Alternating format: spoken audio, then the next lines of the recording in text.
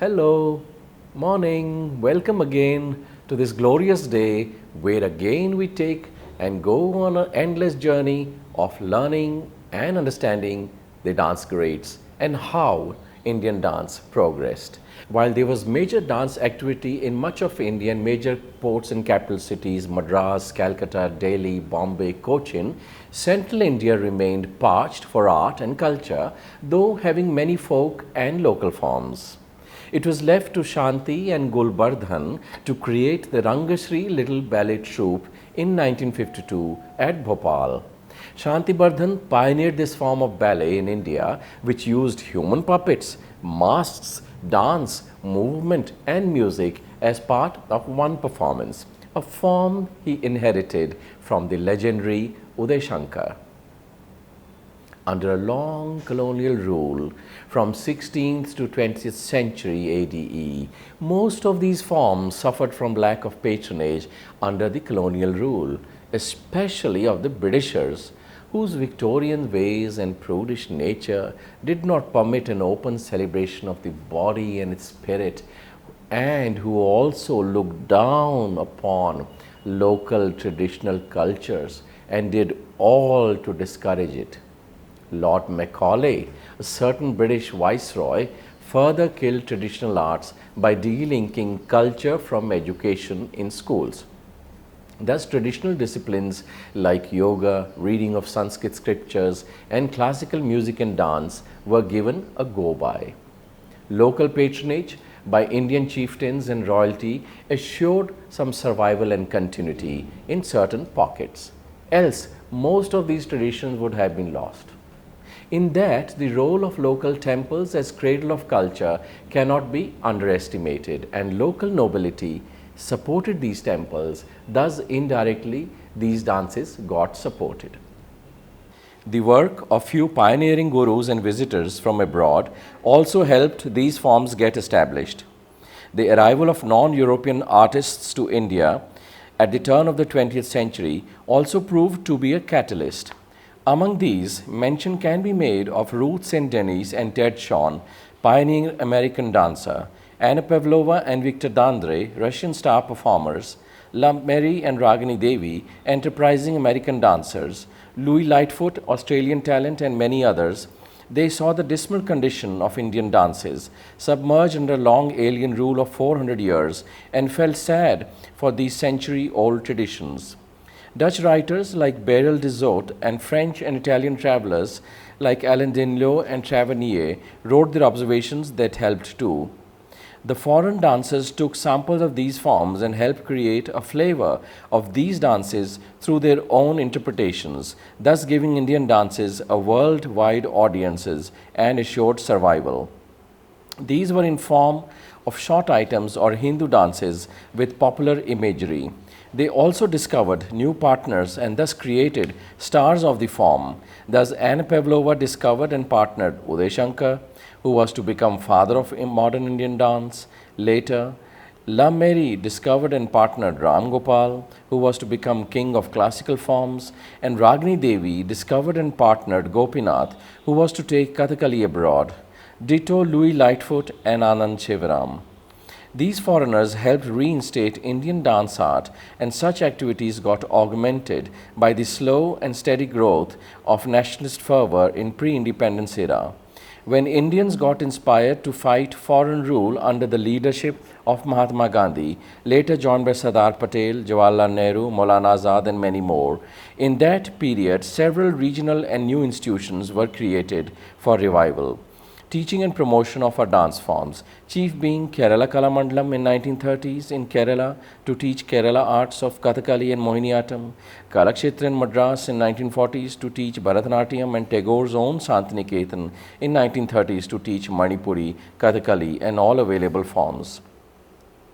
Once India became independent in 1947, lots of forms got a shot in the arm, as it were, and overnight, under the overall nationalist fervor and spirit of revival, many institutions were created that helped teach and train new adherents.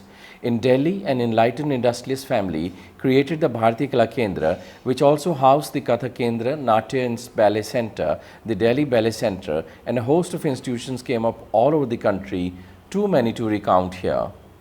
The first generation of star dancers India produced are Udayshankar, whose discovery by Anne Pavlova sparked a creative partnership in London and Paris. Soon, Shankar returned to India to set up his own dance company and engage many, including musicians like Alauddin Khan Sahib, Timir Baran, and Vishnudas Shirali, to create everlasting works. His younger brother Ravi Shankar distinguished himself later as a world-class sitarist. His works gained quick recognition due to unique interplay and the use of many mediums. His dancers were well trained, but he also understood scenography. Shanti Bardhan was one such ace disciple or product of Dada Udayshankar. He was well groomed for larger role on world of Indian dance drama, popularly called ballet then. This definition partook of Western word then used for spectacles and dance dramas, and thus we got our definitions from West before independence. Shanti Bardhan ushered in a new era of Indian ballets by the elements of sense. At times, it is rather as if Walt Disney had been influenced by Ajanta frescoes, noted Financial Times, London. Mr. Shanti Bardhan's strength lies in his conception of the ballets as a composite India art which music, dancing and painting has equal share, a total work of art, said the statesman, New Delhi. Children are the best judges, Shanti Bardhan, choreographer and founder of Little Ballet Troup, often used to say. And before good ballet, all men are children. He was specially trained in the Manipuri and Tibetan school, to which he developed 12 years of study. A gifted dancer, he was also acquainted with several other classical and folk forms. 6 years at the Udayshankar Cultural Center at Almora prepared him for the path he was to tread. Though Almora closed down due to personality traits of so many artists, those who learnt there, Narendra Sharma or Shanti Bardhan, Sachin Shankar or Kameshwar, all benefited immensely. This experience taught them how to produce ballets, how to make costumes, do lights, undertake different roles and characters, and create wholesome productions. Thus equipped, from 1944 onwards, he progressed from dancer to choreographer and created ballets on many things: Bhuka Hai Bengal, The Spirit of India, India Immortal, and The Discovery of India, created a profound impression and established his place amongst those responsible for the renaissance of the theatre arts of India. A maturer vision was evident in the choreography of scenes from the Ramayana and Panchtantra. In the choreography of these ballets, he combined the elements of dance, drama, opera, and music to create something that was traditional and yet had contemporary significance and appeal. His early death in 1954 was a tragic loss to the contemporary movement in Indian dance. His wife then teamed up with Prabhat Ganguly, who had taken over as lead artist and was also close to Gulbardhan. Together, they created much. But Shanti Bardhan was the founding father, and his work is a source of joy to all and inspiration to artists. He lives on in the work of Rangashri, Little Ballet Troupe. Gulbardhan was a cigarette-smoking, lungi-wearing modern woman of her times. She looked sickly and pale due to chain-smoking, but did not deter her stamina or determination. In long conversations with Runa Chakravarti, Harmony Magazine 2006, and Mohan Khokar in 1960s, Gulbardhan codified and confided how it seems like yesterday that my late husband Shanti Bardhan founded the Rangashri Little Ballet Troupe in Bhopal.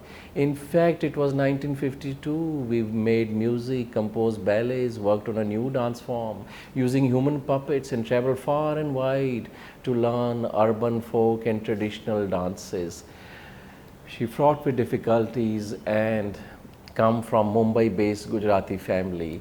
I was the youngest daughter and had a brother and 2 sisters. While strong political ideologies fired the patriot in us, my father Hansraj Shah worked for Congress. Our mother would play the Dilruba, a stringed instrument cross between sitar and sarangi, and encourage us to appreciate the arts. I took the plunge when I saw Shanti Bardhan's ballet, Bhuka Hai Bengal, based on the Bengal famine. Shantida was trained in Manipuri and Tipura, a dance form from Tripura, and performed with the late Udayshankar at his cultural center in Almora. The center disbanded later, and Shantida chose to redefine Shankar's choreography. His projection of modern day melodies had an impact on me, and I joined his group in 1945. Those were the student days, grueling practice from 7 a.m. to 10 p.m., no Sundays or holidays. I first performed in 1946 in the ballet India Immortal, which spoke about the destruction of India's golden period with British rule. It was created by students and choreographed by Shantida. Pandit Ravi Shankar composed its music. We went on an all India tour and Jawaharlal Nehru watched us perform. She recalls with gleeful disdain. In 1947, Shantida, under the banner of Indian Renaissance Group, choreographed the ballet Discovery of India based on Pandit Nehru's book. Financial constraints impeded its progress and Shantida developed tuberculosis. But I convinced him to start work again. The little ballet troupe was established the following year with support from like-minded people. We started working on a ballet based on Ramayana using human puppets. There was so much to be done, costumes, masks, musical instruments, and we had to make the materials ourselves. In 1953, for the first time, the little ballet performed in Mumbai. By then, dance had become a common bond for Shantida and me, and we married in 1953, just a year before he died. To ensure the success of the show, I arranged a sarod performance by Ustad Ali Akbar Khan and 3 short dance performances. We collected about rupees 2000, which helped us purchase costumes and musical instruments for Ramayana. That was a turning point and it turned out to be a huge success. The troupe has around 20 members today and its repertoire comprises 36 full-length ballets, Manipuri, Mayurbhanj and Saraikala Chhav dances and short dance members. In 1964, it shifted from Mumbai to Gwalior and reconstituted itself as Rangasri Little Ballet Troupe, with provisions to impart training too. In 1984, Rangasri Little Ballet Troupe shifted to Bhopal. The state government allotted us land to construct our own building called Gulbardhan to Runa Chakravarti. Discovery of India became a popular ballet. When a debonair and handsome Prabhat Ganguly appeared on out of magic boxes of playing cards, he made for a striking entry. Dressed up in red and white as per colonial masters' costumation, he looked every bit a British master, whipping poverty-stricken natives of India into shape. He looked akin to a ringmaster with colonial ringmasters were. Prabhat was tall and broad-built with many women falling for him. Prabhat came in handy because he was good at many things. This Discovery of India production thus got wings to travel. Those days when artists created themes or works based on political personages, they naturally won approval and political patronage. Both artists and politicians are generally given to flattery and are vain. Thus, under the Nehruvian era, this work based on Nehru's writing was immediately promoted by minions of Shastri Bhavan in Delhi who knew how to please political bosses. Junior officers of cultural and education ministries used these ballets and productions to win favors from the government in power. It was pretty common sight, then as now, to see babus and artists playing up to political bosses. Looking back at Shantida and his work, it is clear that there was an artist who was first and foremost fired by social commitment. Whether in his first attempt of dance drama, Bhuka Bangal, or Immortal India or Discovery of India, then the aesthetic exploration of the finer nuances of an aesthetic form and technique. In this respect, he was perhaps quite distinct. But no artist can express powerfully and communicate satisfactorily if he was not in command of the tools of his artistic medium. Shantida combined the fiery spirit with a dogged, diligent training in the Tiphara and the Manipuri and Udayshankar styles. He was innately innovative not because he was intellectually breaking away from a classical idiom or trying to initiate a reform movement, but because his search was genuine and authentic, and mastery of his body complete, and he retained the childlike spontaneity of looking at the world around him. This made it possible for him to thaw upon all resources and any experience effortlessly. He was eclectic and iconoclastic as if this was his natural self. Delhi's cultural life was limited to the Wavell Theatre and the Regal Theatre. It was both ironical and significant that Immortal India, the first attempt at re-articulation of identity, should be presented at Wavell Theatre, the symbol not only of imperial power but also of the presence of British at the time, British and US troops. I recall all too vividly the first entry of a lithe, slim, shining, dark brown skin, rich curly hair, but powerful muscular upper limbs and an intensity of primeval virility in the open demi-plie in that scene of Dravidian snake worship. No doubt this was a group dance, but one dancer dominated the presentation. This was Shanti Bardhan. I watched this ballet star dance drama. It was this dancer who occupied stage, plain and moved in both theatrical space and narrative dying of the history of India. There were others, especially Narendra Sharma and Sachin. The robust fluidity of their movements, the lyricism of delivery was charming. Shantida's dance emerged as an inner trance body energy. The first dialogue took place with him. Then Immortal India had broken fresh grounds, and for us, the mistiness of Oriental dance had cleaned to show new horizons of new vigor, vitality, and vocabulary. The new encounter was the transformation of Immortal India to the presentation of the discovery of India on the oration, rather Relay Asian Relations Conference. Damu, in an article, recounts Kamala Devi's initiative and the history of presentation of this ballet, and Jawaharlal's spontaneous response after the show. The ballet is better than my book. As a volunteer at the Asian Relations Conference and as helper at Regal Theatre, where this was presented once again, it was Shantida who moved with the quickness of lightning in the ballet, equal only to Prabhat Ganguly, who towered as both Buddha and British explorer. 40 years later, these happenings appear as if they were normal, and perhaps only one other attempt of using a text for visual kinetic presentation. The match is for new themes, new forms. The motivation of both Immortal India and Discovery of India was a search for an Indian identity and a deeper commitment to memo of Indian freedom. At that moment and in that time and space, the ballets had an electrifying effect on other generation, and their impact was beyond that of an aesthetical, pleasurable evening. When Shantida passed away in 1954, rehearsals of the ballet Panchtantra were in progress. It was tough to carry on, and I was disillusioned. Almost fortuitously, through good office of our biggest dance friend and supporter, Mohan Khokar, and Sangeet Natak Academy which he represented, Pandit Nehru sent a message through his daughter Indira saying he wanted to meet me. When I told him I was thinking of disbanding the group, he talked me out of it and assured me that money would not be an obstacle. The next day, I received a check and work on Panchtantra continued. Nehru attended the performance when it was staged in Delhi and continued to be there to encourage us. Prabhat Ganguly, an old associate of Shantida, joined Troup in 1959 and infused a new vigor. He remained chief choreographer for more than 40 years. He had the rare ability to create a ballet on any subject, even a pebble or a leaf. Age has little to do with what you want to do in life. I continue to dance and help my troupe with shows as best as I can.